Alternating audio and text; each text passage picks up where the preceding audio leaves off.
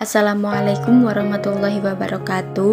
Jadi di sini saya akan menjelaskan materi tentang perubahan, perkembangan, dan masalah pada masa dewasa awal. Masa dewasa awal yaitu sekitar 20-40 tahun merupakan periode di mana individu mulai membangun identitas sosial yang lebih stabil melalui hubungan interpersonal. Menurut teori Erikson, tantangan penting buat kita adalah memilih antara dekat dengan orang lain atau keintiman versus merasa terisolasi atau sendiri. Dekat dengan orang lain artinya kita bisa punya hubungan yang baik dan akrab, entah itu sama pacar ataupun teman.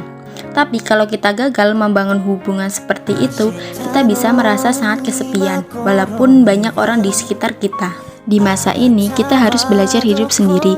Misalnya, setelah lulus kuliah, kemudian cari kerja, mungkin tinggal terpisah dari orang tua dan mulai serius mikirin masa depan. Contohnya, kalau kita pindah kerja ke kota baru, kalau kita nggak mau kenalan atau bergaul sama orang-orang di sana, kita bisa terus merasa sendiri, meskipun setiap hari ketemu teman-teman di kantor. Kemudian ada perkembangan sosial. Nah, di masa ini juga kita mulai lebih serius membangun hubungan sosial, bukan lagi soal punya banyak teman, tapi lebih ke kualitas hubungan. Yang pertama, menjalin hubungan romantis yang stabil. Ini tuh artinya membangun hubungan cinta yang serius dan bertahan lama dengan seseorang. Dalam hubungan ini, ada rasa saling percaya, pengertian, dan komitmen untuk bersama dalam jangka waktu yang panjang. Contohnya, sepasang kekasih yang telah berpacaran selama beberapa tahun, mereka saling mendukung satu sama lain dalam meraih cita-cita dan berencana untuk menikah di masa depan. Yang kedua, menentukan gaya hidup sosial. Ini berkaitan dengan pilihan individu tentang bagaimana mereka ingin menjalani kehidupan sosialnya. Apakah mereka memilih untuk menikah dan membangun keluarga, atau mungkin fokus pada pertemanan yang erat, atau kombinasi keduanya.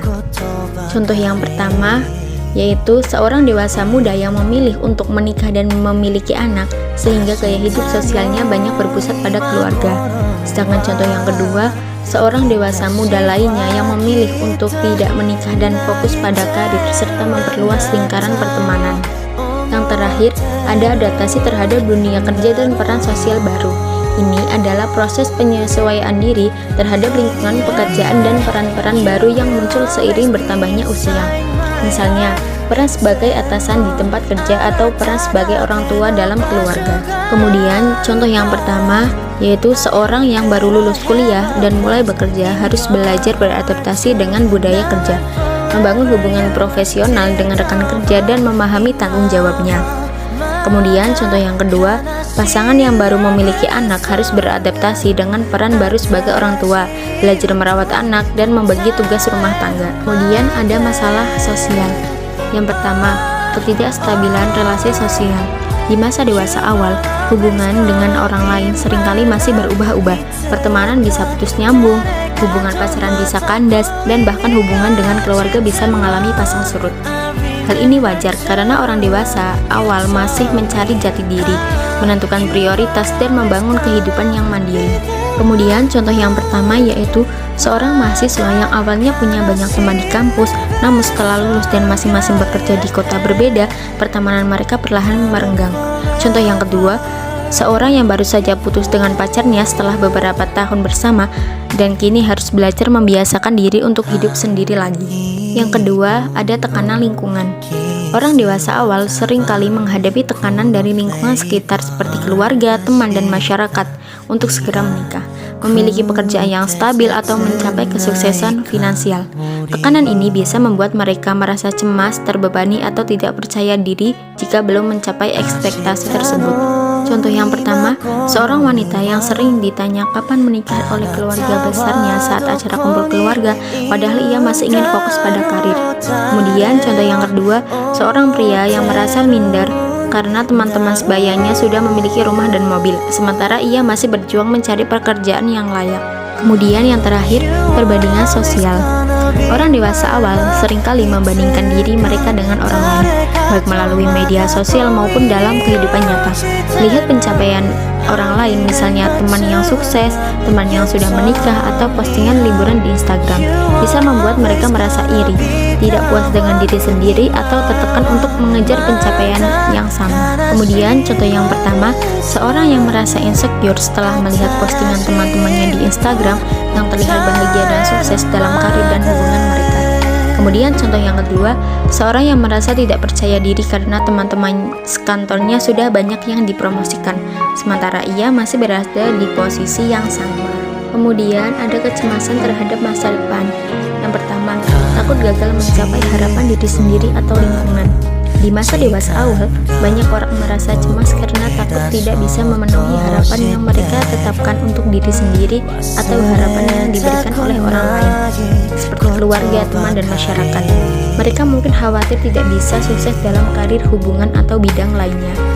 Contoh yang pertama, seorang yang baru lulus kuliah merasa sangat tertekan karena takut tidak bisa mendapatkan pekerjaan yang bagus dan membuat orang tuanya bangga. Kemudian contoh yang kedua, seseorang yang memiliki impian untuk menjadi pengusaha sukses merasa cemas karena takut bisnisnya gagal dan ia mengecewakan dirinya sendiri. Yang kedua, tidak yakin akan arah karir. Masa dewasa awal seringkali menjadi waktu untuk menentukan jalan karir. Banyak orang merasa bingung atau tidak yakin tentang pekerjaan apa yang ingin mereka lakukan. Apakah mereka memilih jurusan yang tepat, atau apakah mereka akan bahagia dengan karir yang mereka pilih? Ketidakpastian ini dapat menimbulkan kecemasan. Kemudian contoh yang pertama, seseorang yang sudah bekerja selama beberapa tahun di bidang yang tidak ia sukai merasa cemas karena ia tidak tahu apakah harus tetap bertahan atau mencari pekerjaan yang lain. Kemudian contoh yang kedua, seseorang yang baru lulus kuliah merasa bingung memilih antara menerima tawaran pekerjaan yang stabil tetapi kurang menarik atau mengejar pekerjaan yang sesuai dengan passion tetapi lebih beresiko. Kemudian yang ketiga, ada isolasi sosial memperparah kecemasan, yaitu ketika merasa terisolasi atau sendirian dapat membuat kecemasan menjadi lebih buruk. Ketika seseorang tidak memiliki dukungan sosial yang kuat, mereka mungkin merasa lebih sulit untuk mengatasi stres dan kekhawatiran. Kurangnya interaksi sosial juga dapat memperburuk perasaan negatif dan menciptakan lingkaran setan kecemasan. Kemudian contoh yang pertama yaitu seseorang yang pindah ke kota baru untuk bekerja dan merasa kesulitan untuk berteman, merasa sangat kesepian dan cemas karena tidak memiliki orang untuk berbagi perasaan. Kemudian contoh yang kedua, seseorang yang mengalami masalah dalam hubungan keluarga atau pertemanan, mereka merasa cemas dan tertekan karena tidak memiliki tempat untuk mencari dukungan. Kemudian ada dukungan sosial sama dengan penurunan kecemasan. Dukungan sosial yaitu bantuan dan perhatian dari orang lain seperti keluarga, teman, dan pasangan dapat membantu mengurangi kecemasan. Ketika seseorang merasa didukung, mereka merasa lebih aman, lebih percaya diri, dan lebih mampu mengatasi masalah. Dukungan sosial memberikan rasa memiliki dan mengurangi perasaan terisolasi. Kemudian contoh yang pertama, seseorang yang merasa cemas tentang pekerjaannya merasa lebih baik setelah berbicara dengan teman dekat yang memberikan semangat dan saran. Kemudian contoh yang kedua, seseorang yang mengalami masalah dalam hubungan merasa lebih kuat karena mendapat dukungan emosional dari keluarganya. Kesimpulannya, hubungan sosial memegang peranan penting sebagai kunci dalam perkembangan yang sehat, terutama pada masa dewasa awal yang merupakan periode rawan terhadap stres dan kecemasan. Dalam tahap kehidupan ini, individu sangat membutuhkan dukungan emosional dan sosial dari lingkungan sekitar. Oleh karena itu, keberadaan lingkungan yang mendukung menjadi faktor krusial untuk membantu individu menghadapi tantangan, mengelola tekanan, dan membangun kesejahteraan psikologis yang lebih baik.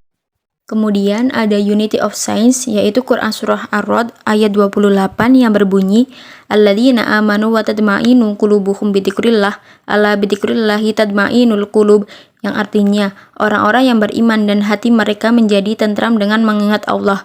Ingatlah, hanya dengan mengingat Allah hati akan selalu tentram. Sekian penjelasan materi dari saya, Sabrina Maulida Zahra. Kurang lebihnya mohon maaf. Wassalamualaikum warahmatullahi wabarakatuh.